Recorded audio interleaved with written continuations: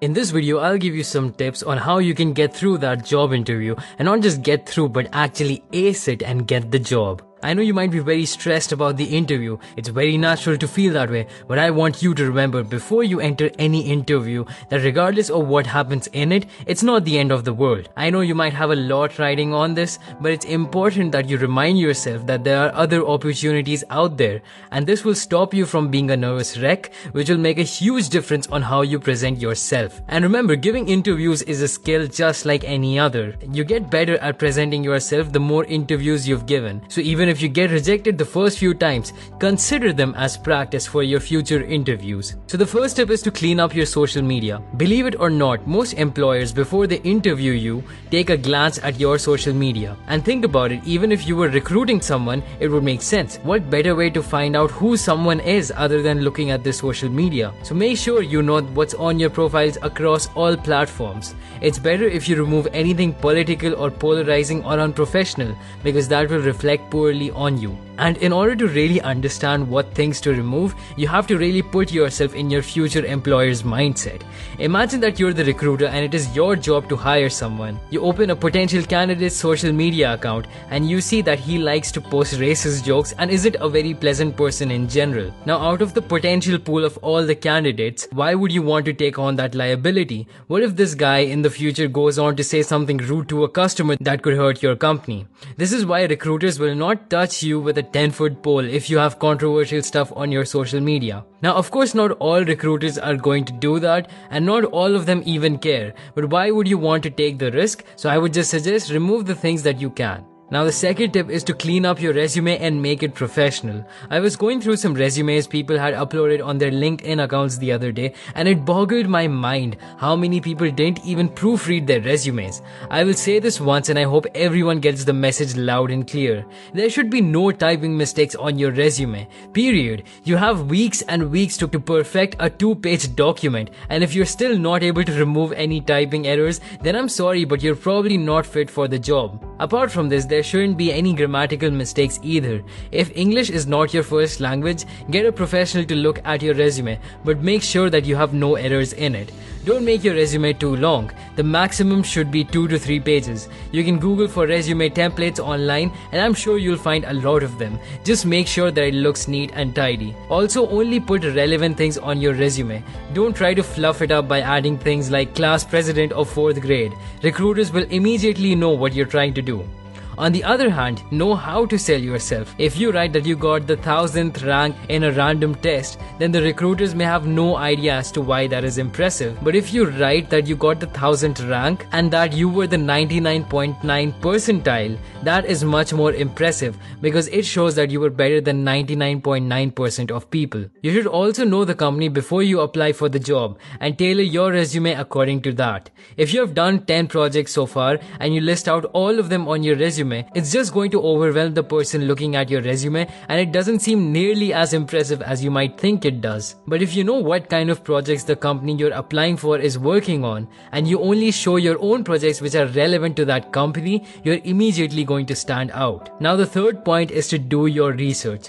Before showing up for the interview, do your research on the company. Find out the names of the founders and the CEO, how the company was made, their mission statement, etc. You have to make it seem like you are the best fit for the company that they can possibly find, and for that you need to know everything about them. Moreover, you can even research the person who is going to be interviewing you. A lot of times the companies will inform you beforehand as to who will be taking your interview, so make sure that you visit their LinkedIn and see what they're like. Maybe you find out that they're an alumnus from your own college, or maybe you have a lot of common connections. Now, during the interview, don't make it seem like you've stalked them and know everything about them, but just having knowledge about who they are will help you calm your nerves and will make you more prepared. Another thing I'd like to add is that while you're doing your research and you find out something bad about the company, like maybe they have all bad Glassdoor reviews from employees, or maybe they don't have any morals or ethics, then you shouldn't be hesitant to not apply for that job. Don't be looking for all jobs. That is a surefire way to get stuck in an environment that you don't like being in.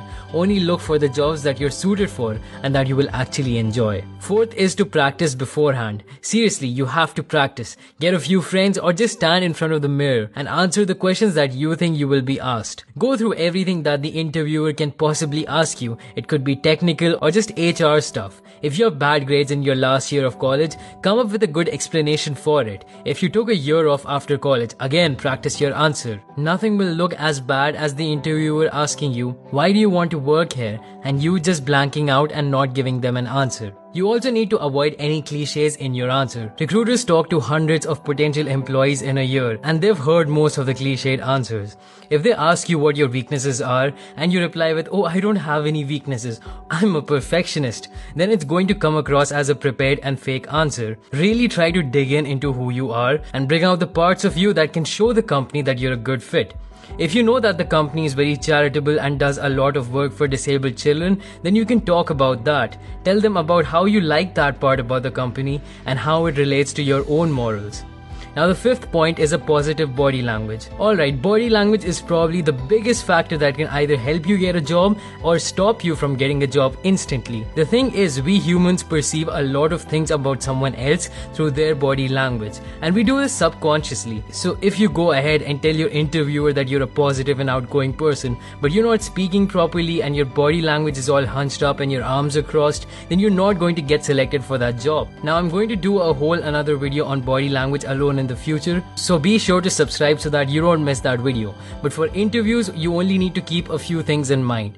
The first impression you make is very important, so if you fumble into the room and struggle to find your seat, then you're already losing points. Walk into the room confidently, make eye contact, and if it's appropriate, shake hands with the interviewers. Smile and make decent eye contact. Now make sure that your resume and all your other documents are neatly placed in a folder and that everything is organized. If your interviewers ask you for a resume or a transcript and you're fumbling around in your folder, that also makes a bad impression. Use an appropriate volume while speaking. Your voice should neither be too loud or too quiet. Just speak in a way so that the interviewer is able to understand everything you say. More importantly, take deep breaths between your sentences while you talk. Not only will this reduce the amount of stress you experience, but will also ensure that you don't run out of air while talking. Never be in a hurry to speak.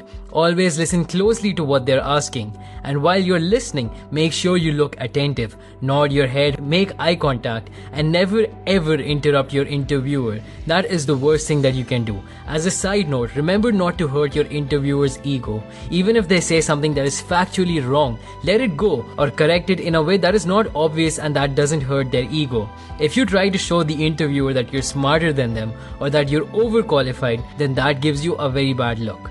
The sixth point is to be nice to everyone you meet in the office. This may seem like it might not be that important, but you never know who you're talking to, so you might as well be nice to everyone you meet where you're giving the interview. If you're rude to the receptionist, maybe later on she tells one of the recruiters about how much of a jerk you were, and you might not get the job in spite of being a good candidate. Have a positive body language, smile, and be courteous to everyone. Even if it doesn't pay off, it's still something that you should be doing anyway. And the last and the most important tip is that you need to be in a giving mindset. Think about it from the recruiter's point of view. They want to hire the best fit for a job so that you perform well in the company and make them a lot of money.